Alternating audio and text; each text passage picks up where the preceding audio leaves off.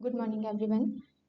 आप सभी का स्वागत है हमारे यूट्यूब चैनल जिसमें आज का हमारा टॉपिक है हिंदी के मोस्ट इम्पॉर्टेंट क्वेश्चंस जो आपके सभी एग्जाम्स के लिए बेनिफिशियल रहेंगे।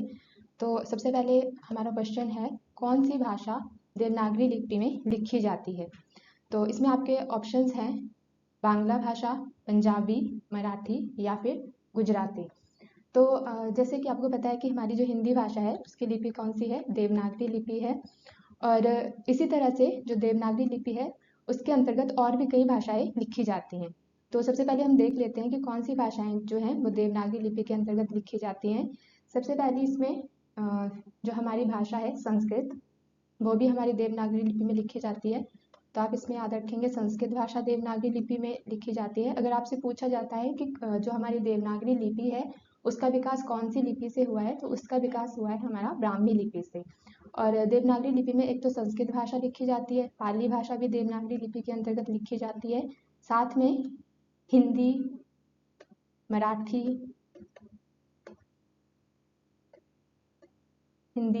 जो है, कोंकणी, सिंधी, कश्मीरी, नेपाली, ये सारी भाषाएं कौन सी लिपि में लिखी जाती हैं? देवनागरी लिपि में लिखी जाती हैं। तो और भी आप ऐड कर सकते हैं, कश्मीरी भी इसी में आएगी, नेपाली भी आ जाती है। तो इस तरह से कई भाषाएं हैं वो किस में लिखी जाती हैं? देवनागरी लिपि में।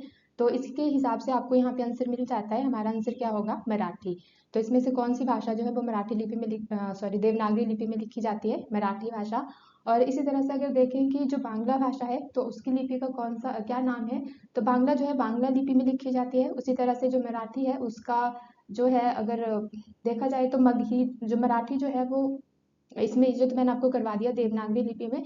साथ में आपका आता है पंजाबी की लिपि जो है गुरुमुखी है। ये भी आपने ध्यान रखना है, ये भी पूछा जाता है एग्जाम्स में।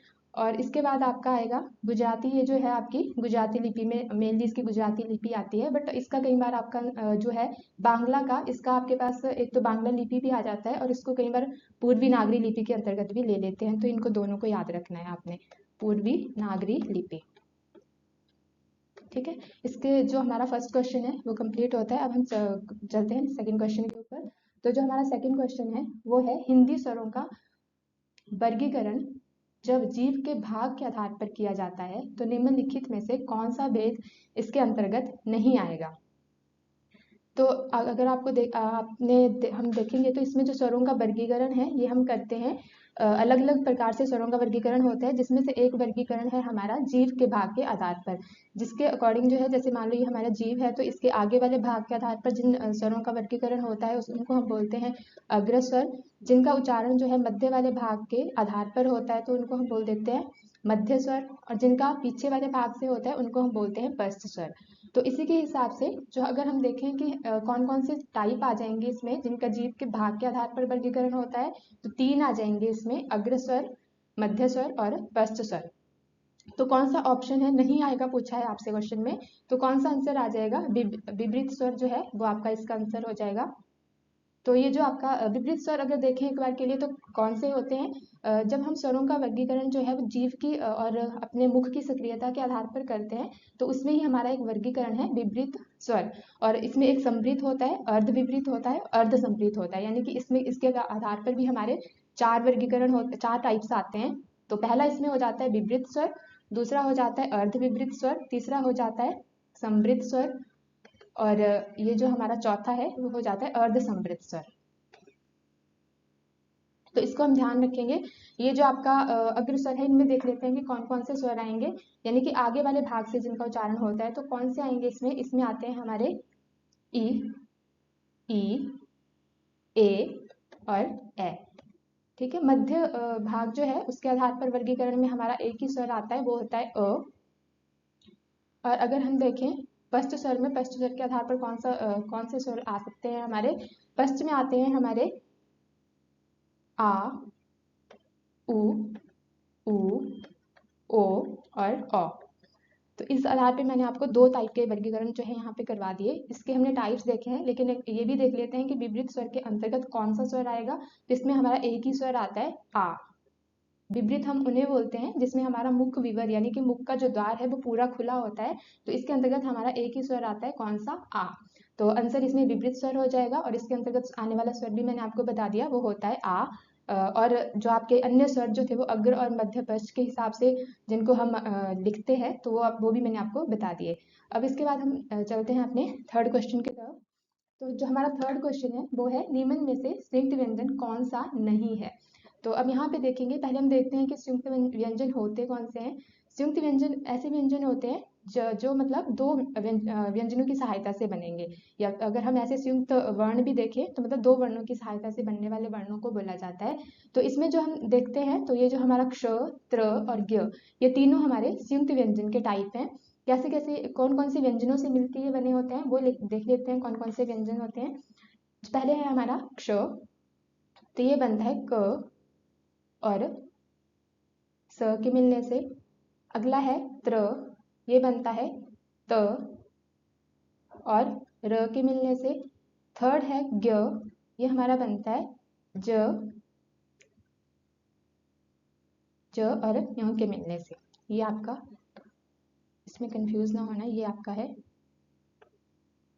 अब इसमें देखिए, ये जो आपके एक तो आप हलंत का मीनिंग समझ लो। हलंत जब भी लगता है इसको हल भी बोला जाता है। इसका मतलब ये है कि जो हमारा वर्ण है इसमें स्वर मौजूद नहीं है। जैसे मैं अगर क लिखती हूँ, क को अगर मैं तोड़ के लिखूं तो ये कैसे बनेगा? क प्लस यानी कि ये तो हमने सिर्फ स्वर को अलग किया। तो हलंत का मतलब है कि इसमें से स्वर को निकाल लिया गया है, तो इस वजह से हम इसको हल करके लिखते हैं। तो इसमें जो य है ये हमारा संयुक्त व्यंजन में नहीं आता है, तो इस वजह से हमारा आंसर जो क्या हो जाएगा इसका, वो हो जाएगा फर्स्ट ऑप्शन जो है य। अब हम चलते हैं अपने फोर्थ क्वेश्चन की तरफ। फोर्थ क्वेश्चन है हमारा, सूर्य उदय शब्द में कौन सी संधि प्रयुक्त हुई है। तो आपको पता है कि जो हमारी संधि है वो तीन टाइप की होती है। स्वर संधि होती है, व्यंजन संधि होती है और विसर्ग संधि होती है। अब इसी हिसाब से अगर देखा जाए तो अब यहाँ पे बात की गई है दीर्घ, यण, वृद्धि, गुण, ये चारों जो है हमारी स्वर संधि के टाइप है। सबसे पहले आपने ये देखना है कि हमारी जो स्वर संधि है वो कितने टाइप की हुई, 5 टाइप की होती है। उसी में ये जो 4 हैं आपको यहाँ पे दे दिए गए हैं। अब इनमें कौन सा है जो मौजूद नहीं है, वो है अयादि संधि। तो ये सारे आपके स्वर संधि के टाइप हैं, ठीक है। तो अब इसमें देखते हैं कि सूर्योदय शब्द में कौन सी संधि प्रयुक्त हुई है। तो सबसे पहले अगर हम सूर्योदय शब्द का संधि विच्छेद करते हैं तो हमारा जो ये बनेगा वर्ड वो बनेगा सूर्य प्लस उदय। अब देखिए यहाँ पे हमारा जो मेल हुआ है उसको देखते हैं। सबसे पहले हम देखेंगे कि अगर हमारे पास, पहले तो ये देखते हैं कि इसमें हमारा जो आंसर होगा वो होगा गुण स्वर संधि। तो अब देखते हैं कि गुण स्वर संधि में किस किस का मिलन किस किस के साथ होता है, मतलब कि आपके कौन से स्वर और व्यंजनों का, या फिर स्वर, क्योंकि स्वर संधि है तो स्वर में सिर्फ स्वर और स्वर का ही मिलन होगा। तो इसमें हम देखते हैं, जैसे आपके पास है अ आ, इनमें से किसी का भी मेल हो सकता है आपका, या तो ई के साथ मेल हो सकता है, या फिर ऊ के साथ मेल हो सकता है, या फिर हो सकता है आपका री के साथ। तो यहाँ पे देखिए सूर्य, जब हम इसको तोड़ेंगे तो जैसे मतलब इनमें अगर तोड़ने के बाद हमारे पास यहाँ बनता है ए, जिसका मात्रिक रूप ऐसे होगा। आपके पास होगा ओ, जिसका मात्रिक रूप हमारे पास ये होता है, और होगा हमारे पास री। अगर री के साथ मिलता है तो उसका उसका मतलब बन के आ का मेल होगा। मतलब इनमें से किसी का होगा, या तो का ई के साथ, मतलब इस तरह से पूरा लिख दिया है मैंने इसको। जब आप इसको पूरा ओपन करेंगे तो ये अलग अलग से आपके पास ओपन होके आएगा। जैसे है, का मेल ई के साथ हो रहा है, का मेल आपका बड़ी ई के साथ हो रहा है। उसी तरह से का मेल आपका, नहीं सॉरी, आ का मेल होगा पहले ई के साथ, फिर आ का मेल होगा आपका ई के साथ। तो ये सभी चार को रिप्रेजेंट कर रहा है। जो मैंने इतना सा लिखा है ये मतलब चारों आएंगे इसमें। तो इसमें जो आपका बनता है, हमारा स्वर चेंज हो जाता है, मतलब ए बन जाता है मेल के साथ। तो यहाँ पे क्या बना है आपका, यहाँ देखो सूर्योदय बना है, मतलब ऐसे बना है आपका, ओ बना है, मतलब सूर्योदय ओ बना है। तो इसमें आपको पता चल रहा है कि ओ हमारा कौन सी संधि के अंतर्गत आता है। देखो यहाँ पे बताया मैंने, आ का मेल अगर आपका ऊ के साथ होता है, तो यहाँ पे ऊ के साथ मेल हुआ है। इसको भी अब आप जब वर्ण विच्छेद करोगे तो आपका यहाँ पे आपको मिलेगा। का मेल किसके साथ होगा, ऊ के साथ होगा, और आपके पास ओ बनेगा। उसी तरह से हुआ है सूर्योदय में। तो इस वजह से जो आपकी संधि हो जाएगी इसमें, वो कौन सी हो जाएगी, गुण स्वर संधि। बाकी जो ये वाले भी जो टाइप हैं वो किसके हैं, स्वर संधि के टाइप है। लेकिन जो हमारा आंसर है इसमें वो कौन सा है, गुण स्वर संधि। अब नेक्स्ट हम चलते हैं फिफ्थ क्वेश्चन की तरफ। तो हमारा फिफ्थ क्वेश्चन है, लोगों ने उसे मार मार कर अधमरा कर दिया। में रेखांकित शब्द क्या है? मतलब अधमरा, यहाँ पे रेखांकित शब्द होना था आपका अधमरा। तो इसमें आपसे पूछा है कि ये जो अधमरा शब्द है ये आपके पास क्या संज्ञा है, उपसर्ग है, अव्यय है या फिर प्रत्यय है? तो सबसे पहले हम देखते हैं कि संज्ञा क्या होती है। थोड़ा सा एक छोटा सा आइडिया ले लेते हैं। संज्ञा जो होती है किसी व्यक्ति, वस्तु या स्थान आदि के नाम को बोला जाता है। उपसर्ग जो होता है, उपसर्ग हमारा ऐसा शब्दांश होता है, मतलब शब्द का एक छोटा सा भाग होता है जो मतलब किसी भी शब्द के शुरू में लगता है। मतलब यहाँ पे शब्दांश होगा यहाँ आपका, और यहाँ पे कोई भी मूल शब्द होगा। मूल शब्द मतलब जिसके साथ आप जोड़ रहे हो उपसर्ग। तो यानी कि उपसर्ग को आपने ध्यान रखना है कि वो किसी भी अक्षर के शुरू में लगता है। प्रत्यय जो होता है वो किसी भी अक्षर के अंत में लगता है, यानी कि यहाँ पे मूल शब्द हो जाएगा आपका, और यहाँ पे हो जाएगा आपका शब्दांश। तो ये जो शब्दांश मैं लिख रही हूँ ये यहाँ पे यानी कि इसका मतलब उपसर्ग है, और यहाँ पे मतलब एंड में लगा है तो ये प्रत्यय है। अब आपके पास बचते हैं अव्यय शब्द। अव्यय शब्द ऐसे शब्द होते हैं आप जिनको हम अभिकारी शब्द भी बोलते हैं। मतलब जब हम उनको लिंग वचन कारक या काल के आधार पर परिवर्तित करते हैं तो उनमें कोई परिवर्तन नहीं होता है, तो इस वजह से अव्यय शब्द। अब इसमें हम देखेंगे कि हमारा जो ऑप्शन है अधमरा में, आपको कौन सा लग रहा है कि कौन सा हो सकता है? तो एक बार आप खुद भी ट्राई कर सकते हैं इसको। तो यहाँ पे देखिए संज्ञा तो इसमें हम ऐसे ही काट सकते हैं क्योंकि ये किसी भी व्यक्ति, वस्तु, स्थान आदि का नाम नहीं है। प्रत्यय में अगर आप देखेंगे तो ये जो मरा है, मरा मतलब हमारे पास कोई प्रत्यय नहीं है। ये जो अध है ना, ये जो आप वैसे भी उपसर्ग में देखें तो ये हमारे पास अव्यय शब्द होते हैं जिनका कोई एक्चुअल में मीनिंग नहीं होता है, लेकिन वो मूल शब्द के साथ जुड़ के अपना मतलब मीनिंग जो है वो मतलब बन जाता है उनका। जैसे मरा शब्द है, मरा मूल शब्द है इसमें, और इसमें अध जो है वो स्टार्टिंग में उपसर्ग के रूप में लगा हुआ है।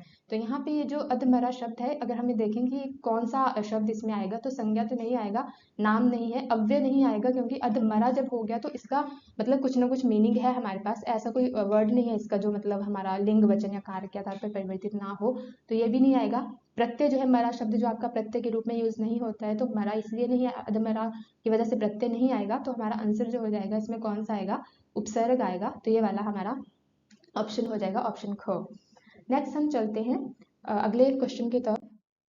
अगला है हमारा कृदंत शब्द, जिनको हम कृत प्रत्यय का भी बोलते हैं। मतलब जिनमें कृत प्रत्यय यूज हुआ होता है उनको कृदंत शब्द बोला जाता है। तो उसका उदाहरण हमारा कौन सा है?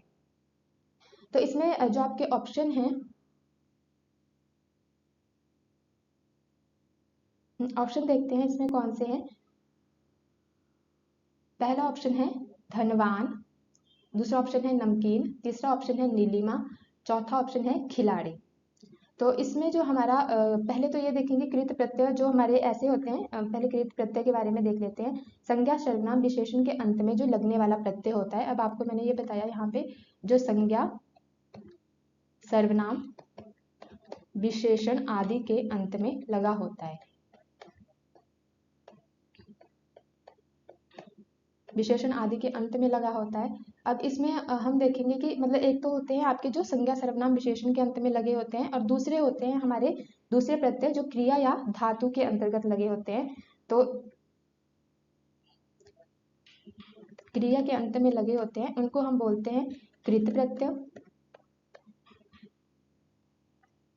और जो दूसरे ये वाले होते हैं इनको हम बोलते हैं तद्धित प्रत्यय। दो टाइप के प्रत्यय मतलब मैंने आपको ये शब्द बताए यहाँ पे। तद्धित प्रत्यय तो मतलब तद्धित प्रत्यय लगने से जो शब्द बनेगा वो बनेगा तद्धितांत, इसको शब्द को बोलते हैं तद्धितांत। और जो कृत प्रत्यय लगने से शब्द बनेगा उसको हम बोलते हैं कृदंत शब्द। अब यहाँ पे देखेंगे हमारे ऑप्शन है धनवान। तो जो ऑप्शन धन है, धन हमारा किस में आएगा? आपका संज्ञा में आ सकता है। तो यहाँ पे ये वाला ऑप्शन इस वजह से कट हो जाएगा। नमक, इसमें नमक के साथ ईन प्रत्यय लगा है, वो भी हमारा संज्ञा में मतलब आपका नमक जो है वो आपका मतलब विशेषता है। जैसे नमकीन है तो ये किसी की विशेषता बताने के लिए यूज हुआ है वर्ड, तो ये तब नहीं आएगा। नीलिमा जो है वो भी संज्ञा है, किसी का नाम है, तो इसमें नहीं आएगा ये वाला शब्द। ये अब यहाँ पे देखिए ये वाला शब्द क्या है? खिलाड़ी। खिलाड़ी मतलब खेल के साथ लगा हुआ है। खेल मतलब होता है खेलना, जैसे क्रिया है एक टाइप से। तो अगर ये क्रिया है तो मतलब ये क्रिया के साथ लगा हुआ प्रत्यय है। जो खेल के साथ आड़ी प्रत्यय लगा हुआ है उसको हम बोलेंगे, यानी कि क्रिया के साथ लगा हुआ, यानी कि इसको शब्द को जो हम बोलेंगे वो कृदंत शब्द बोलेंगे। तो इसके हिसाब से हमारा आंसर जो हो जाएगा वो हो जाएगा ये वाला खिलाड़ी शब्द। एक बार इसको फिर से देख लेंगे। जो हमारे संज्ञा सर्वनाम विशेषण के अंत में लगने वाले प्रत्यय होते हैं उनको हम तद्धित प्रत्यय बोलते हैं, और जो क्रिया के अंत में लगने वाले प्रत्यय होते हैं उनको कृदंत शब्द या फिर कृत प्रत्यय बोला जाता है। तो यहाँ पे आपसे कृदंत शब्द बोला था, यानी कि नॉर्मली आपको देखना था कि इसमें कहाँ पे क्रिया नजर आ रही है, आपको क्रिया को ढूंढना था। बाकी ऑप्शन आप एलिमिनेट कर सकते हो। तो इसमें आपका क्रिया एक ही ऑप्शन में नजर आ रही है, वो आ रही है खिलाड़ी शब्द में। हमारा आंसर हो जाएगा इसमें खिलाड़ी। नेक्स्ट क्वेश्चन पे चलते हैं। अगला ऑप्शन है सेना नायक में कौन सा समास है। तो सबसे पहले आप देख लिया कीजिए कि जैसे आपके समास हैं सभी के अलग अलग एग्जाम्पल्स हैं, उनको थोड़ा हम शॉर्ट ट्रिक्स के थ्रू भी देखते हैं कुछ को। तो इसमें देखिए जैसे सेना नायक है, तो इसमें अगर कुछ आपको समझ ना आए, मतलब जैसे इनमें से देखिए द्विगु समास, द्वंद्व समास, अव्ययी भाव, तत्पुरुष, 4 ऑप्शन दिए गए हैं आपको। द्विगु समास सबसे पहले हम देख लेते हैं कौन से मतलब किस तरह से पहचान सकते हैं। जिसमें हमारा पहला शब्द जो होता है वो संख्यावाचक होता है, वो किसके अंतर्गत आ जाते हैं, वो आ जाते हैं हमारे द्विगु समास के अंतर्गत। अब देखिए इसमें पहला शब्द संख्यावाचक नहीं है तो नहीं होगा ये सेना नायक, इसमें द्विगु समास इसका ऑप्शन नहीं होगा, तो इसको हमने एलिमिनेट कर दिया। द्वंद्व जो हमारा समास है, मतलब द्वंद्व का मतलब होता है झगड़ा। द्वंद्व समास में आपने एक चीज ध्यान रखनी है कि आपका जैसे विलोम शब्द आपको देखने को मिलते हैं जनरली, या फिर जैसे इसके एग्जाम्पल हम लें हवा पानी, इनमें एक योजक चिन्ह के द्वारा ये जुड़े होते हैं। तो वैसे भी आप इसको याद रख सकते हैं समझने के लिए। वैसे विलोम शब्द भी जैसे आपका सुरासुर, असुर और असुर साथ में आते हैं तो सुरासुर बन जाता है, तो आपके विलोम शब्द आ जाते हैं। तो उस हिसाब से यहाँ पे विलोम शब्द भी नहीं है और ना ही यहाँ पे योजक चिन्ह है, तो ये भी आपका ऑप्शन एलिमिनेट हो जाएगा। अब आते हैं हम अव्ययी भाव से समास के ऊपर। तो अव्ययी भाव समास को जो आप शॉर्ट में समझ सकते हैं, तो उसका जो पहला शब्द होता है वो अव्यय शब्द होता है। जैसे आपके पास भर हो गया, आपके पास बे हो गया, ला हो गया, इस तरह के शब्द लगे होते हैं इसमें। तो जो इसमें पहला शब्द है वो सेना है, तो अगर आप इसमें देखेंगे तो आपका अव्ययभाव यानी कि अव्यय शब्द ना होने की वजह से ये वाला ऑप्शन भी आपका कट हो जाता है। तो आपके पास क्या बचता है, सेना नायक शब्द बचता है, सॉरी तत्पुरुष बचता है। अगर आपको ये तीनों का भी आइडिया है तो आप इसको कट कर सकते हो, मतलब ऑप्शन को सही कर सकते हो कि आपका आंसर कौन सा होगा, तत्पुरुष होगा। लेकिन थोड़ा सा हम तत्पुरुष के बारे में भी देख लेते हैं। इसमें हमारे जो कारक है कर्ता ने कर्म को, वो सारे यूज होते हैं। मतलब अगर देखा जाए तो अगर आप तत्पुरुष में भी आगे जाके देखें तो आपके इस तरह से भी आते हैं कि कर्ता तत्पुरुष है, कर्म तत्पुरुष है, इस तरह से बनते हैं, कर्म तत्पुरुष है, इस तरह से भी ऑप्शन होते हैं। तो यहाँ पे अगर पहले सेना इस तत्पुरुष को पहचानने के लिए हम पहले इसका विग्रह करते हैं, मतलब इसको तोड़ते हैं। सेना नायक वर्ड को हम क्या करेंगे, तोड़ेंगे। तो सेना नायक मतलब तोड़ने के बाद हमारा बनेगा सेना का नायक, सेना का नायक। अब इस हिसाब से देखेंगे कि हमारा ये कौन सा तत्पुरुष हो रहा है, इसका सेना का जो नायक के साथ का वर्ड जो है वो संबंध बता रहा है। तो इस हिसाब से हमारा जो यहाँ एग्जैक्ट आंसर होगा वो होगा संबंध तत्पुरुष। और यहाँ पे क्योंकि तत्पुरुष दिया है आपको, तो यहाँ पे आंसर कौन सा हो जाएगा, तत्पुरुष आंसर हो जाएगा। अब नेक्स्ट चलते हैं अगले क्वेश्चन की तरफ, 8वें क्वेश्चन की तरफ। यहाँ पे आपसे पूछा है निम्नलिखित में से कौन सा शब्द कमल का पर्यायवाची नहीं है। तो हम छोटी क्लासेस से ही पढ़ते आते हैं कि कमल जो है हमारे पास कुछ मेन ऑप्शन जो है यानी कि कमल के पर्यायवाची हैं वो हमें पता होते हैं। लेकिन हम यहाँ पे देख लेते हैं कौन कौन से होते हैं कमल के पर्यायवाची। जो हमारा नीरज है वो होता है, उत्पल है वो भी होता है, अरविंद है वो भी होता है। कमल का पर्यायवाची यहाँ पे बारिद नहीं होता है। अब देखते हैं कि बारिद किसका पर्यायवाची है। बारिद का मतलब बादल से लिया जाता है, बादल इसका पर्यायवाची है। तो जो कमल है, पहले कमल के पर्यायवाची देख लेते हैं कौन कौन से होते हैं। कमल का पर्यायवाची आ जाएगा पंकज, नीरज, अरविंद और उत्पल तो यहाँ लिखे हैं। उसके अलावा आपके आ जाएंगे सरोज, जलज, ये सारे कमल के ही पर्यायवाची है। नलिन भी कमल का पर्यायवाची है। एक पुंडरीक वर्ड आता है वो भी हमारा कमल का पर्यायवाची है। अब हम देखते हैं वारिद यानी कि बादल के बारे में पढ़ रहे हैं, तो बादल का देख लेते हैं कि कौन कौन से पर्यायवाची मिलते हैं। बादल एक तो जनरली हमें पता है मेघ होता है, लेकिन जो इजी वाले होते हैं वो ऑप्शन में कई बार नहीं देते हैं। जलद भी पता होता है, और क्या होता है वारिद, वारिद तो लिखा है, पयोद, उसके साथ नीरद, घन भी बोला जाता है, तोयद भी बोला जाता है, तोयद। ठीक है, तो ये हो गए हमारे किसके पर्यायवाची? बादल के पर्यायवाची। अब अपने नेक्स्ट क्वेश्चन की तरफ चलते हैं। 9th क्वेश्चन, जो बात वर्णन से परे हो उसके लिए एक शब्द कौन सा होगा? तो इसमें देखते हैं कौन कौन से ऑप्शन है हमारे पास। पहला है वर्णनीय, दूसरा है अवर्णनीय, तीसरा है वर्णित, चौथा है वर्णातीत। तो पहले को देखते हैं। वर्णनीय, इसका मतलब है जिसका वर्णन किया जा सके। वर्णनीय का मतलब होगा जिसका वर्णन किया जा सके। तो ये तो आपका ऑप्शन नहीं आएगा क्योंकि आपको पूछा है जो वर्णन से परे हो, तो ये आपका कट हो गया। सेकंड है अवर्णनीय। अवर्णनीय मतलब जिसका वर्णन ना किया जा सके, न किया जा सके, वो हो गया अवर्णनीय, तो ये भी नहीं आएगा। वर्णित है। वर्णित का मतलब है जिसका वर्णन किया जा चुका है। मतलब हम कई बार बोलते हैं ना कि ऊपर वर्णित है, तो इसका मतलब जिसका वर्णन किया जा चुका है।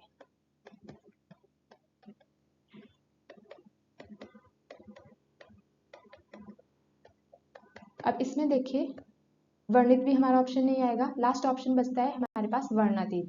यही हमारा एग्जैक्ट आंसर है इस क्वेश्चन का, जिसका मतलब होता है जो वर्णन से परे हो। तो इस तरह से हमारा कौन सा आंसर सही हो जाता है? वर्णातीत। अब चलते हैं अपने नेक्स्ट क्वेश्चन की तरफ।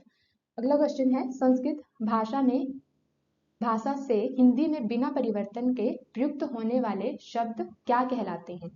तो पहला ऑप्शन है तद्भव, दूसरा है तत्सम, तीसरा है देशज, चौथा है विदेशज। इसको विदेशी भी बोल देते हैं, विदेशज भी बोल देते हैं। तो इसमें देखें सबसे पहले आपके पास कौन से हैं? तत्सम शब्द हैं। इसका आंसर जो है पहले मैं बाद में बताऊंगी, लेकिन तद्भव देखते हैं। तद्भव कौन से शब्द होते हैं? जो संस्कृत और प्राकृत से थोड़े से चेंज होकर हिंदी भाषा में आए होते हैं। कहाँ से? संस्कृत या फिर प्राकृत से। अगर हम देखें इसका क्रम, तो संस्कृत से ही हमारी पाली, पाली से हमारी प्राकृत भाषा आई है। तो मतलब या फिर संस्कृत या फिर प्राकृत से कहाँ पे आए हैं? थोड़े से चेंज होके हिंदी भाषा में आए हैं। और आगे आते हैं हमारे तत्सम। तो तत्सम शब्द कौन से होते हैं? ये वही शब्द होते हैं जो संस्कृत भाषा से हिंदी में बिना परिवर्तन के आए हैं। तो इसका ऑप्शन तो हमारा ये बता देती हूँ मैं कौन सा होगा, तत्सम होगा, क्योंकि ये वही शब्द होते हैं जो संस्कृत भाषा से बिना परिवर्तन के कहाँ पे आए हैं? हिंदी भाषा में आए हैं। तो ये हो जाएगा हमारा आंसर तत्सम शब्द। नेक्स्ट देख लेते हैं देश से कौन से शब्द होंगे। देशज शब्द ऐसे शब्द होते हैं जिन शब्दों की उत्पत्ति की जानकारी ना हो। मतलब हमें एग्जैक्टली पता नहीं है कि वो कौन सी भाषा से आए हैं, बट लेकिन हम उनको डे टू डे लाइफ में बहुत ज़्यादा यूज़ करते हैं। जैसे हमारा वर्ड हो गया झाड़ू, इसको हम डे टू लाइफ में बहुत ज़्यादा यूज़ करते हैं। झाड़ू वर्ड, पेट, ये दोनों वर्ड जो हैं देखें तो ये हमारे कौन सी भाषा से आए हैं इसका हमें एग्जैक्टली पता नहीं है, लेकिन हम इसको यूज़ बहुत ज़्यादा करते हैं, तो इनको हम बोलते हैं देशज। कई बार हम ऐसे भी बोल देते हैं कि देशी भाषा में हम इसको ऐसे बोलते हैं। तो ये जो देशज वर्ड है एग्जैक्टली देखा जाए तो ये हमें पता नहीं है कि कहाँ से आए हैं। नेक्स्ट हमारे आ जाते हैं विदेशी शब्द। विदेशी शब्द ऐसे शब्द होते हैं जो मतलब हमें पता है कि ये मतलब बाहरी किसी और भाषा से ही हिंदी भाषा में आए हैं, मतलब हम यूज़ करते हैं इनको। जैसे हमारे पास आ जाते हैं अरबी फारसी के जो शब्द हैं वो इसके अंतर्गत आ जाएंगे। कुछ शब्द ऐसे भी हैं जो हम अंग्रेजी भाषा के यूज़ करते हैं, हिंदी में लिखते हैं। जैसे हम डॉक्टर वर्ड लिखते हैं तो हम इसको ऐसे अ लगा के इसको आगत चिन्ह बोला जाता है, जो हिंदी भाषा में आया हुआ है हमारे इसमें हिंदी भाषा में आया है अंग्रेजी भाषा से। तो इसको आगत स्वर में भी रखा जाता है, तो इसको आप ध्यान रखना। ये जो डॉक्टर वर्ड है ये अंग्रेजी से आया है, तो हम इसको कैसे लिखेंगे? मतलब ये आपका आ जाएगा विदेशज भाषा के अंतर्गत। अरबी फारसी शब्दों में जैसे हमारे अखबार है, अलमारी है, ये वाले इस तरह के वर्ड आ जाते हैं। तो ये हमारे कौन सी भाषा में आते हैं? विदेशज भाषा में आते हैं, जिनका हमें पता है कि ये कौन सी भाषा में यूज़ होता था और हमारी भाषा में अब हम इसको ज़्यादातर यूज़ करते हैं। नेक्स्ट हम आ जाते हैं अगले क्वेश्चन की तरफ। अगला है 11वां क्वेश्चन। अब इसमें आपको बोला है निम्न में से कौन सा संज्ञा शब्द है? आपने बताना है कि यहाँ पे आपके पास 4 ऑप्शन हैं, आप, चलना, आकाश और लंबा। तो संज्ञा शब्द कौन सा है? तो पहले हम देख लेते हैं संज्ञा शब्द होता क्या है। पहले भी बता चुकी मैं आपको, जो शब्द किसी विशेष वस्तु, व्यक्ति, स्थान या फिर भाव का बोध कराते हैं। वस्तु, व्यक्ति, स्थान, भाव, ये सारे किसके अंतर्गत आते हैं? हमारे संज्ञा के हैं, संज्ञा के अंतर्गत। अब इसमें देखिए आप जो है जो हमारा आप वर्ड है वो इसमें से किसी में भी नहीं आ रहा है, ना तो वस्तु, ना तो व्यक्ति, स्थान, किसी भी चीज़ का बोध नहीं करवा रहा है। तो इसको हम इस तरह से नेग्लेक्ट कर देंगे। अब हम देखेंगे अगर आप देखा जाए तो किसके अंतर्गत आएगा हमारे पास? तो ये आएगा सर्वनाम। सर्वनाम मतलब जो शब्द संज्ञा के स्थान पर प्रयुक्त होते हैं उनको हम बोलते हैं सर्वनाम। तो आप जो है हमारा सर्वनाम है। अब आगे आ जाएगा चलना। अब देखिए चलना, चलना ये क्या है? हमारे पास क्रिया है। मतलब ये काम हो रहा है, तो ये हमारा क्रिया का शब्द है, तो इसको भी नहीं हम यूज करेंगे। यहाँ पे फोर्थ ऑप्शन आ जाता है हमारा लंबा। लंबा मतलब किसी की विशेषता बताई जा रही है। जब किसी की विशेषता बताई जाती है तो वहां पे कौन सा हमारे पास वर्ड होता है, यानी कि कौन से विकारी शब्द को पढ़ते हैं हम, उसमें आता है विशेषण। जो विशेषण है ये जो हम संज्ञा सर्वनाम क्रिया विशेषण चारों पढ़ते हैं, ये हमारे विकारी शब्दों के अंतर्गत आते हैं। ये भी ध्यान रखिएगा, ये विकारी शब्द हैं। और जिन विकारी शब्द कौन से होते हैं, जो हम जिनका मतलब लिंग वचन कारक कार के आधार पर परिवर्तन हो सकता है, वो विकारी शब्दों के अंतर्गत आते हैं। तो ये तीनों तो आगे हमारे पास कौन सा ऑप्शन बचा, आकाश। आकाश आपको बताए आसमान, तो ये हम यूज करते हैं जनरली। जब आप संज्ञा को पढ़ेंगे तो हम उसमें अलग अलग इसकी क्लासिफिकेशन पढ़ते हैं, अलग अलग टाइप्स में इसको पढ़ते हैं। तो आकाश वर्ड जो आ जाएगा, ये आ जाएगा हमारा संज्ञा शब्द। आसमान के लिए यूज करेंगे तो ये आ गया संज्ञा शब्द आ जाएगा। तो हमारा आंसर कौन सा हो जाएगा, आकाश। नेक्स्ट चलते हैं अगले क्वेश्चन की तरफ। 12 क्वेश्चन, निम्नलिखित में से स्त्रीलिंग शब्द है। तो यहाँ पे हम देखें कि स्त्रीलिंग शब्द कौन सा है। तो सबसे पहले अगर वैसे भी इस शब्दों को अगर हमें नहीं आइडिया है, हमें पहचानना है, तो कई बार हम अपने डे टू डे लाइफ के कुछ ना कुछ रिलेट करके उनको कर सकते हैं। जैसे जवाब देना, मतलब जवाब अब अगर आप बोल के देखें तो मतलब ये आपको बोलने से ही पता चल रहा है कि ये एक पुल्लिंग वर्ड है। गुलाब, जैसे गुलाब का फूल दिया, मतलब गुलाब जो है वो भी हमारे पास कौन सा शब्द है, पुल्लिंग शब्द है। मतलब हम उसके लिए ये नहीं बोलेंगे कि वह गुलाब, मतलब ये हम ऐसे नहीं बोलते हैं कि गुलाब की फूल है, हम बोलते हैं गुलाब का फूल है। इससे पता चल रहा है कि ये हमारा का जो लगा, तो मतलब ये स्त्रीलिंग नहीं है, पुल्लिंग है, तो ये भी नहीं होगा। जवाब दिया, जो वहां भी पता चल गया। हिसाब, अब उसी तरह से हिसाब है, तो ये हिसाब भी हमारा कौन सा शब्द लग रहा है, देखने से पता चल रहा है कौन सा पुल्लिंग शब्द है। लेकिन इसमें जो शराब है, उसने शराब पी, पी मतलब यहाँ पे आपका पता चल रहा है बोलने से ही कि ये कौन सा वर्ड लग रहा है, आपको स्त्रीलिंग लग रहा है। तो क्योंकि हम इसके साथ जब कुछ भी वाक्य बना के देखेंगे, वहीं से हमें पता चल जाता है। तो ये हमारा क्या हो जाएगा, सही आंसर हो जाएगा शराब।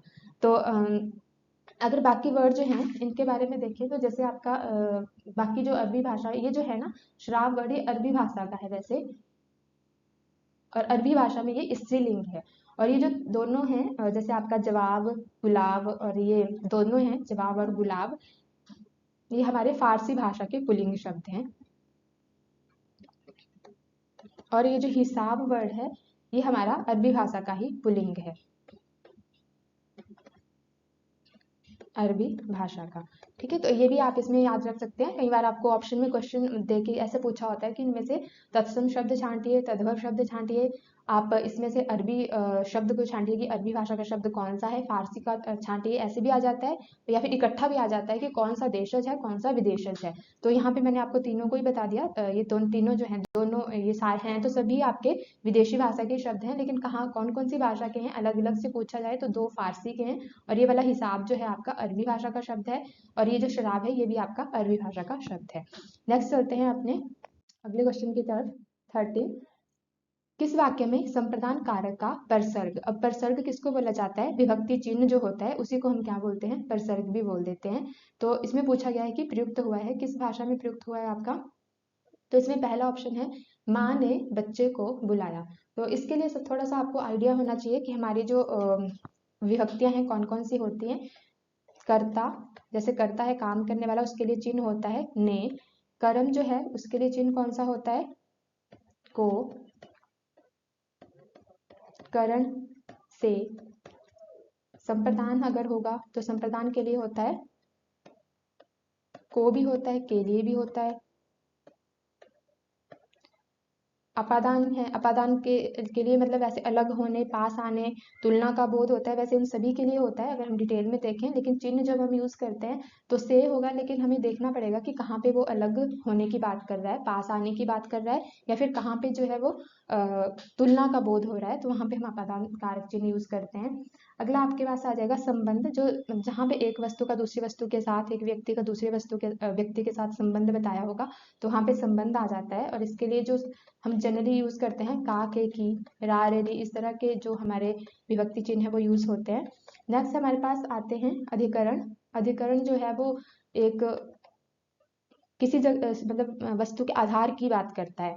आधार मतलब कोई वस्तु कहाँ है, उसकी मतलब जगह, उसकी स्टेबिलिटी कहाँ पे, मतलब कहाँ पे रखी हुई है उसकी बात करता है। तो व्यक्ति है तो कहाँ पे खड़ा है, कहाँ पे बैठा है, कहाँ पे है, उसकी स्थिति की बात करता है।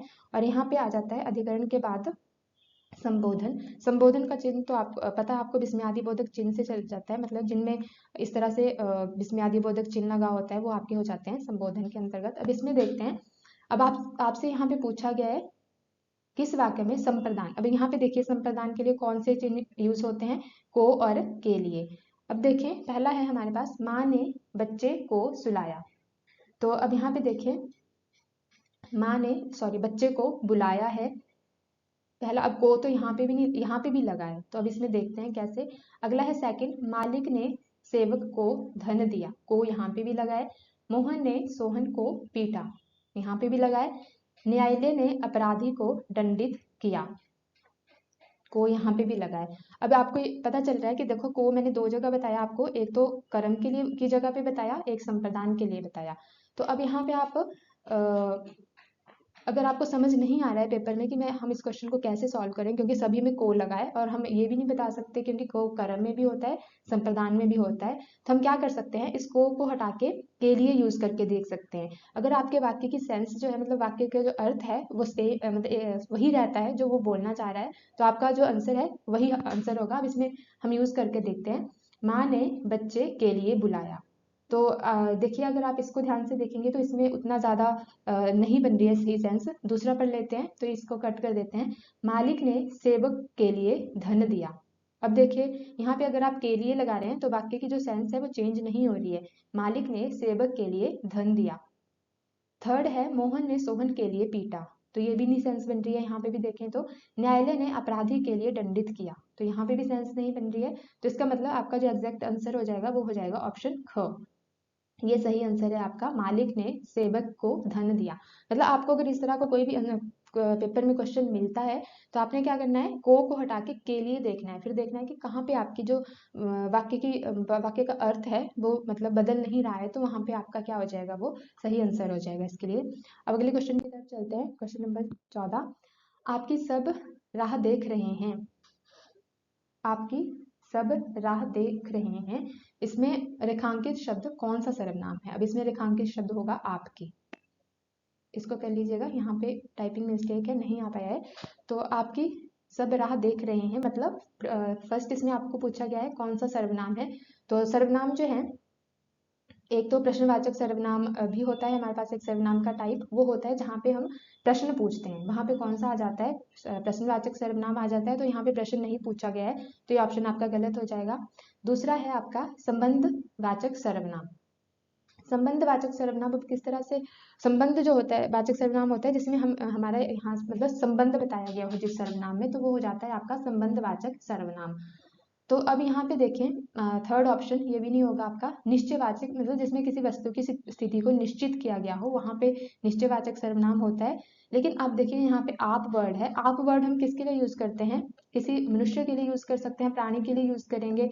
तो यहाँ पे जब मतलब आपका आंसर जो होगा, प्राणी मतलब पुरुष, पुरुष से रिलेट कर सकते हो आप इसको, तो आपका आंसर जो हो जाएगा वो हो जाएगा पुरुषवाचक सर्वनाम। बट ये ध्यान रखिएगा कि पुरुषवाचक सर्वनाम सिर्फ पुरुष के लिए ही यूज नहीं होता है, पुरुष और स्त्री दोनों के लिए यूज हो सकता है। तो इसमें आपका जो आंसर हो जाएगा वो हो जाएगा पुरुषवाचक सर्वनाम। अब अगर ऐसे देखें, पुरुषवाचक सर्वनाम में और भी देख सकते हैं कौन कौन से आते हैं, जैसे इसमें मैं भी आ सकता है, तू आ सकता है, आप आ सकता है, यह आ सकता है, वह आ सकता है, इस तरह के आते हैं। पर ये जो आप है ना, ये अब यहाँ पे आपकी है, तो इनके यौगिक रूप, अब यौगिक रूप कौन से होते हैं, जैसे मैं से मेरा बन गया, जितने भी इस तरह के वर्ड बनेंगे वो मैं के यौगिक रूप हो जाएंगे। तू से तेरा, तुम्हारा, ये हो जाएगा, तो ये तू के यौगिक रूप हो जाएंगे। आप है, आपका जो आपकी वर्ड है ये आपका यौगिक रूप है। और यहाँ पे यह है, वह है, ये सारे किस में आ जाएंगे आपके पुरुषवाचक सर्वनाम में। अगर ऊपर ऊपर से समझना हो तो आप ऐसे भी इसको सही कर सकते हो। और वैसे अगर देखा जाए तो सर्वनाम के कौन कौन से टाइप और बचते हैं, एक तो यहाँ पे प्रश्नवाचक हो गया, वो आपको मैंने बता दिया, संबंधवाचक हो गया। अब ये जो संबंधवाचक है वैसे मैं आपको यहाँ पे टाइप ही लिख देती हूँ, पुरुषवाचक सर्वनाम के। एक होता है आपके पास पुरुषवाचक सर्वनाम, दूसरा होता है आपके पास निश्चयवाचक सर्वनाम, तीसरा होता है अनिश्चयवाचक सर्वनाम,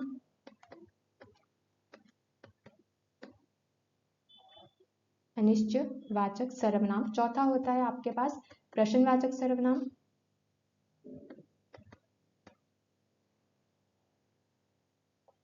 पांचवा होता है निजवाचक सर्वनाम।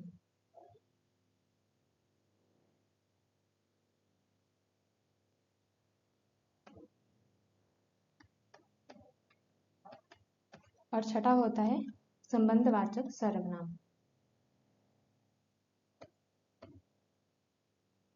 तो ये हो जाते हैं आपके सर्वनाम के टाइप्स, मतलब हम जो मेन टाइप पढ़ते हैं सर्वनाम के 6 पढ़ते हैं। बाकी इसके जो अगर हम देखें मतलब इसका वर्गीकरण करें तो अलग अलग वर्गीकरण है, उसी में एक वर्गीकरण आता है जिसके अकॉर्डिंग आपके 6 टाइप हैं। जो भी अगर पेपर में आपसे पूछा जाता है कि सर्वनाम के कितने भेद हैं, सिंपल पूछा जाए तो भी उसका आंसर कितना होगा 6। तो ये हो जाता है आपका 14 क्वेश्चन। अगला हम चलते हैं 15 क्वेश्चन के ऊपर। ये है हमारा, निम्नलिखित में से वह वाक्य छांटिए जिसमें क्रिया विशेषण का प्रयोग किया गया है। अब सबसे पहले आपके पास वर्ड आता है क्रिया विशेषण। तो क्रिया विशेषण पहले हमें ये पता होना चाहिए कि कौन से वर्ड होते हैं। तो जैसे हमने विशेषण देखा, इसमें विशेषण वर्ड कौन सा होता है, जो किसी भी संज्ञा सर्वनाम की विशेषता बताता है, वो हमारे पास क्या आ जाएगा, विशेषण। अब यहाँ पे लिखा है क्रिया, क्रिया विशेषण मतलब जो वर्ड क्रिया की विशेषता बताता है उसको हम क्या बोलेंगे, क्रिया विशेषण। क्रिया की विशेषता बताने वाला शब्द क्या होता है, क्रिया विशेषण होता है। अब क्रिया हम चेक करेंगे कि सबसे पहले कहाँ कहाँ पे क्रिया हुई है। अब है तो सभी में, यहाँ कैसे कैसे लोग एकत्र हुए हैं। तो इसमें अगर देखा जाए तो एग्जैक्ट क्रिया को भी आप डिफाइन नहीं कर सकते, हुए हैं मतलब इकट्ठे हुए हैं एक टाइप से है, लेकिन इसको काम, कोई पर्सन काम कर रहा है ऐसा नहीं बोल सकते हैं। अगला है, वह काली गाय घास चर रही है। तो ये तो ठीक है, वैसे यहाँ पे क्रिया है, चर रही है, ये क्या है, क्रिया है, लेकिन इसकी क्रिया की विशेषता कोई नहीं बता रहा है। ये जो काली वर्ड है ये गाय की विशेषता बता रहा है, तो इसको हम क्रिया विशेषण नहीं बोल सकते। काली यहाँ पे विशेषण ही है, लेकिन विशेषण किसका बता रहा है, ये गाय क्या है, हमारे पास संज्ञा शब्द है।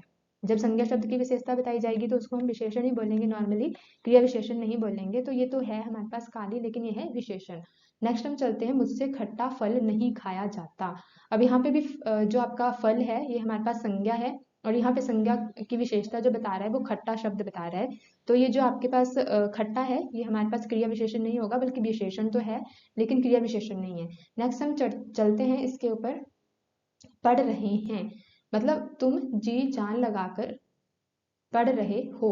अब यहाँ पे पढ़ रहे, ये तो आपके पास आ जाएगी क्रिया, जी जान लगाकर। अब देखो कैसे पढ़ रहा है, मतलब इसमें आप ऐसे भी समझ सकते हो कि पढ़ रहा है, लेकिन कैसे पढ़ रहा है, जी जान लगाकर पढ़ रहा है। थोड़ा सा आपको डीपली देखना पड़ेगा इसमें। जी जान लगाकर पढ़ रहे हो मतलब ये क्या, ये जो पढ़ाई हो रही है वो कैसे हो रही है, जी जान लगाकर हो रही है, यानी कि इस क्रिया की विशेषता बता रहा है ये जी जान जो वर्ड है। तो इसमें आपके पास आंसर जो हो जाएगा वो ये वाला हो जाएगा। ठीक है, ये जी जान वर्ड किसके लिए लगाए, जी जान लगाकर ये लगाए पढ़ने के लिए। ठीक है, तो यहाँ पे आंसर आपका कौन सा हो जाएगा, घ ऑप्शन हो जाएगा, तुम जी जान लगाकर पढ़ रहे हो। अब चलते हैं अगले क्वेश्चन की तरफ। 16 क्वेश्चन है, प्रताप सिंह का घोड़ा काला है। इसमें काला शब्द विशेषण की दृष्टि से है, मतलब इन्होंने ये तो बता दिया है कि काला शब्द है, और ये भी पता चल रहा है कि ये क्या है, विशेषण है। घोड़े की विशेषता बताई गई है तो विशेषण, बट हमसे पूछा गया है कि कौन सा विशेषण है। एक या तो सार्वनामिक है, क्रमबोधक है, विधेय विशेषण है, या विशेष्य विशेषण है। अब इसमें जो आपका, जब हम विशेषण का वर्गीकरण करते हैं उससे पहले मतलब मैं आपको ये बता देती हूँ कि विधेय विशेषण और विशेष्य, कोई भी जैसे लाइन है एक मतलब एग्जाम्पल ले लेते हैं, वह बच्चा लंबा हो गया है।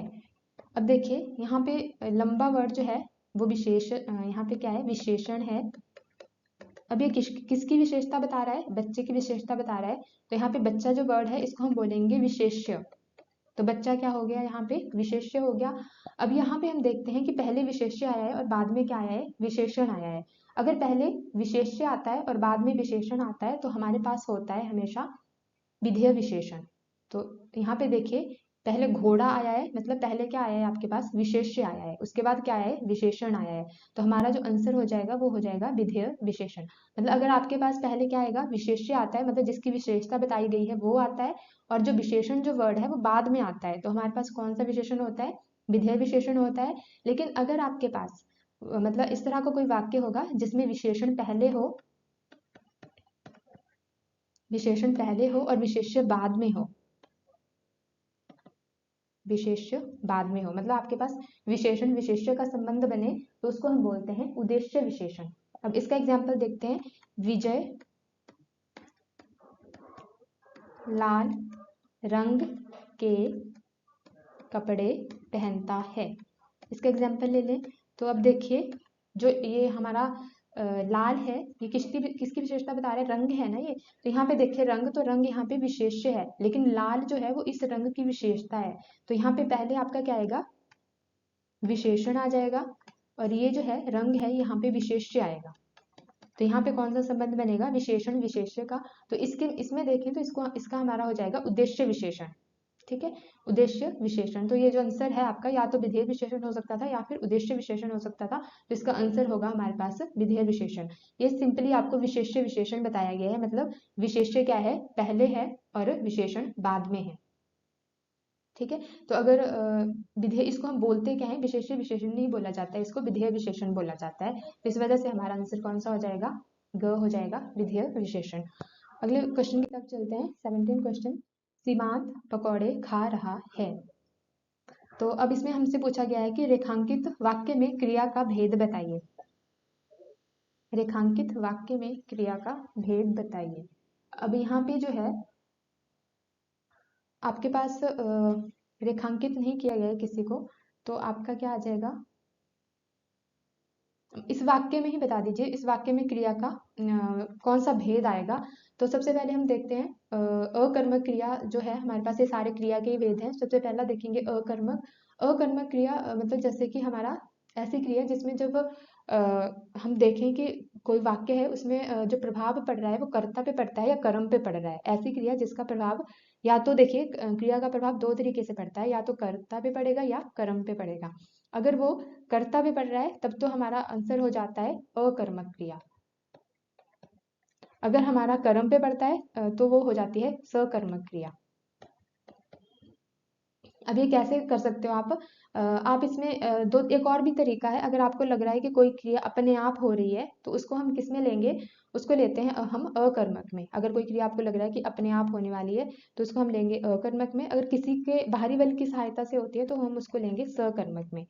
तो यहाँ पे देखें, अब वैसे तो आंसर जब करना हो आपने तो वो तो ऐसे ही हो जाएगा आपका, अकर्मक और सकर्मक है। आंसर तो वैसे भी कर सकते हो आप, अपने आप होने वाली क्रिया नहीं है क्योंकि सीमांत पकौड़े खा रहा है तो अपने आप नहीं हो रही है। तो आंसर तो आप यहीं से कर दोगे कि आपकी कौन सी हो जाएगी, सकर्मक, क्योंकि ये काम जो है वो कर्ता सॉरी किसी के द्वारा हो रहा है, अपने आप नहीं हो रहा है। बाकी इसका एक और आंसर और भी तरीका है, जैसे हम इसको, जो आपकी क्रिया है यहाँ पे खा रहा है, हम इसको एक और तरीके से कर सकते हैं। हम इस क्वेश्चन करते हैं क्या खा रहा है, क्या खा रहा है। मतलब जब भी आपके पास क्रिया आएगी उसमें आपने क्वेश्चन करना है क्या लगा के या फिर किसको लगा के। या तो आपके पास बनेगा कुछ वाक्यों में आपके पास क्या से आएगा, कुछ में किसको से आएगा। अगर यहाँ पे किसको खा रहा है तो आपका सही नहीं बनेगा सेंटेंस, तो हम यूज करेंगे क्या। आपका आ जाएगा क्या खा रहा है, तो आंसर क्या आएगा, पकौड़े।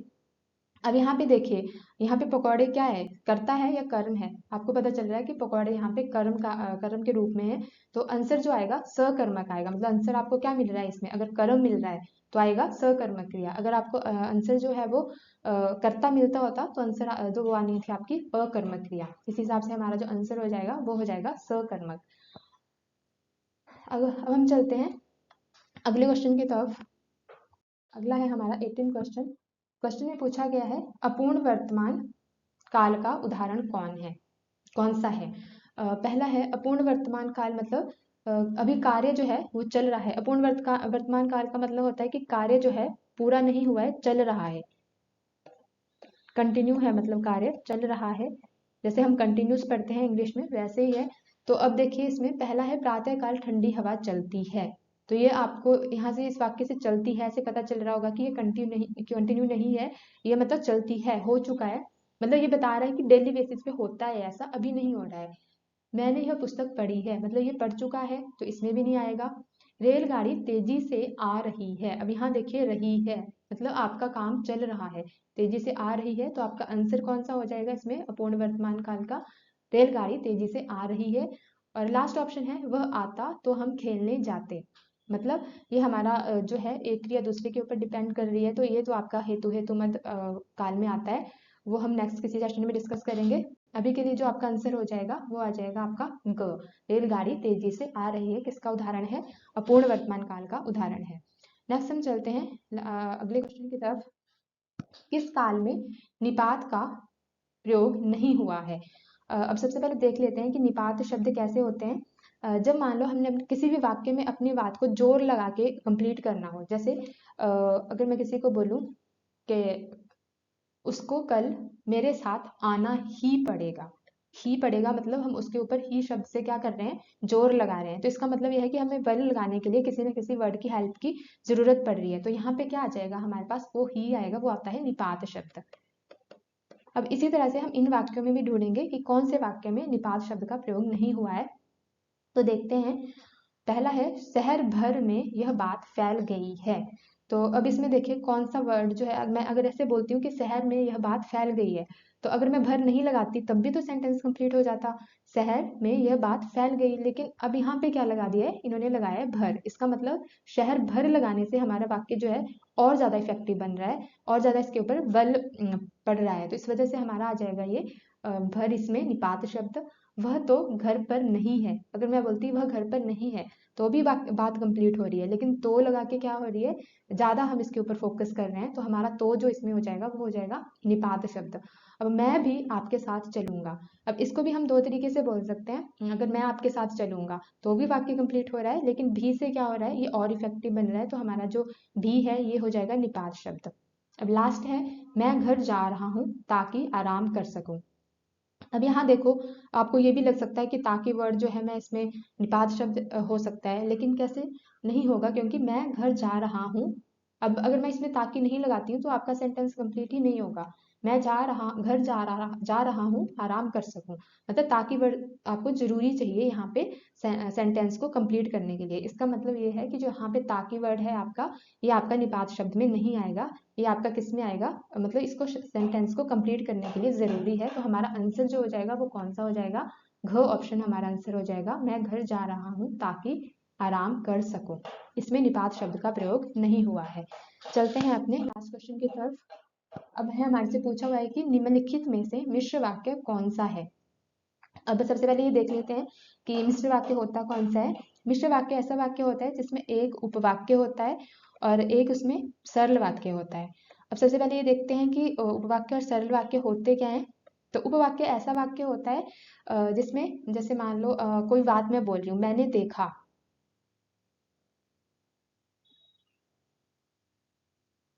या फिर ऐसे देख लो, मैं चाहता हूँ, मैं चाहता हूँ।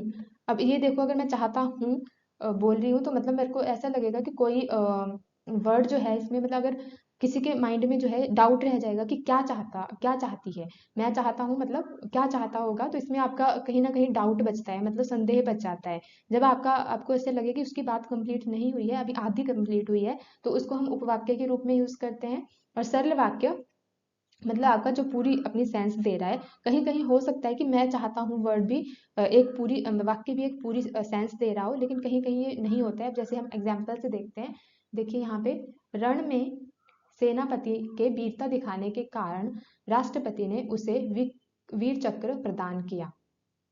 अब यहाँ देखते हैं, ये एक सरल वाक्य का उदाहरण है।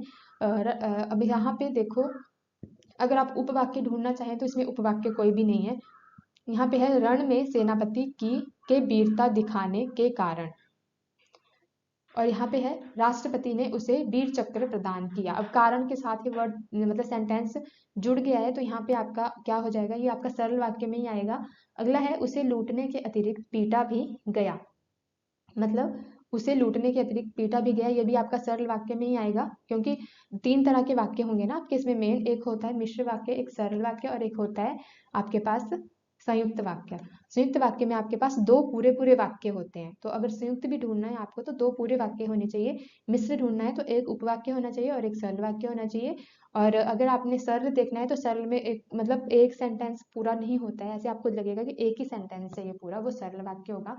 अब देखो इसमें थर्ड देखते हैं, उसने मान लिया। उसने मान लिया। अब देखिए यहाँ पे देखेंगे, ये हम इसमें हमारा आंसर जो होगा मिश्र वाक्य का वो ये हो जाएगा। देखिए कैसे, अब यहाँ पे हम देखते हैं उसने मान लिया। उसने मान लिया, अभी हमें ये पता नहीं है कि क्या मान लिया, लेकिन हमें पता है कि उसने मान लिया। इस जो हमारा उपवाक्य है यहाँ पे ये वाला है उपवाक्य। अब इसको हमारा वर्ड जो जोड़ रहा है वो जोड़ रहा है की।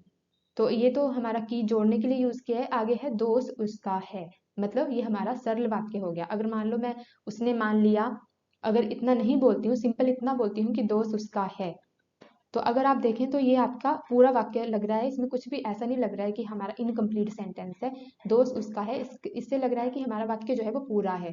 तो ये हमारा किसके रूप में आ जाएगा, सरल वाक्य के रूप में। और उसने मान लिया ये हमारा आ जाएगा उपवाक्य के रूप में। तो ये वाला जो हमारा ऑप्शन है ग, ये हो जाएगा आपका मिश्रित वाक्य का उदाहरण। मिश्र वाक्य भी बोलते हैं, मिश्रित वाक्य भी बोल देते हैं, इसमें कंफ्यूज नहीं होना है, दोनों सेम ही है, मिश्रित या फिर मिश्र वाक्य। अब थर्ड लास्ट ऑप्शन देख लेते हैं, मेरा मित्र आया और हम दोनों सैर करने चल पड़े। अब इसमें भी देखिए, मेरा मित्र आया, एक वाक्य कंप्लीट हो गया। मतलब ऐसा नहीं है कि अगर आप ये लाइन बोलेंगे तो पूरा मतलब नहीं निकलेगा। मेरा मित्र आया, ठीक है, मतलब मित्र आया है और हम दोनों सैर करने चल पड़े, मतलब ये दूसरा सेंटेंस है, ये भी सरल वाक्य है और ये भी सरल वाक्य है। इसमें क्या होगा, ये संयुक्त वाक्य का उदाहरण हो जाएगा हमारे पास। और बीच में हमेशा जो आपके संयुक्त वाक्य होते हैं उसमें 2 सरल वाक्य समुच्चय बोधक चिन्ह के द्वारा जुड़े होते हैं। तो इस वजह से हमारा ये वाला जो आ जाएगा ये संयुक्त वाक्य का उदाहरण हो जाएगा। ठीक है, ये दोनों जो है, अब अगर इसमें सोचें आप कि ये इतना बड़ा वाक्य है, इसमें को संयुक्त कर देते हैं, कई बार पेपर में ऐसे भी कर देते हैं, तो आपने देखना है पहले। देखिए, रण में सेनापति के वीरता दिखाने के कारण। अगर आपको यहाँ पे ये जो कारण है ना, अगर आप इसको सोचते हैं कि ये समुच्चय बोधक चिन्ह है और इसको सोच लेते हैं कि दिखाने के, तो ये देखिए आपका सेंटेंस पूरा ही नहीं हुआ है यहाँ पे। ये तो हो गया है पूरा, राष्ट्रपति ने उसे वीर चक्र प्रदान किया, इसको हम सरल वाक्य बोल सकते हैं, लेकिन ये ना तो उपवाक्य में आएगा ना ही सरल वाक्य में आएगा। इस वजह से ये पूरा सेंटेंस किस में आएगा, सरल वाक्य के अंतर्गत। ठीक है, अब इसमें हम देखते हैं, हमने ये जो 20 क्वेश्चन है अलग अलग टॉपिक से डिस्कस किए हैं, जो आपके कॉम्पिटिटिव एग्जाम्स में बहुत हेल्पफुल रहेंगे, और अच्छे से इनको डिटेल में डिस्कस भी किया है। और भी इस तरह की बहुत सारी वीडियोस आएंगी जिसमें आपके सभी टॉपिक्स को डिटेल में कवर किया जाएगा, और बहुत सारे टॉपिक्स जो हैं वो आपके डिटेल में वीडियो के थ्रू ही कंप्लीट हो जाएंगे। धीरे धीरे करके जैसे जैसे ऑप्शन आते जाएंगे वो हमारे इलेबोरेशन के साथ एक्सप्लेन होते रहेंगे। तो इसके लिए आप हमारे चैनल को सब्सक्राइब करें और आने वाली वीडियो को सपोर्ट करें। Thank you.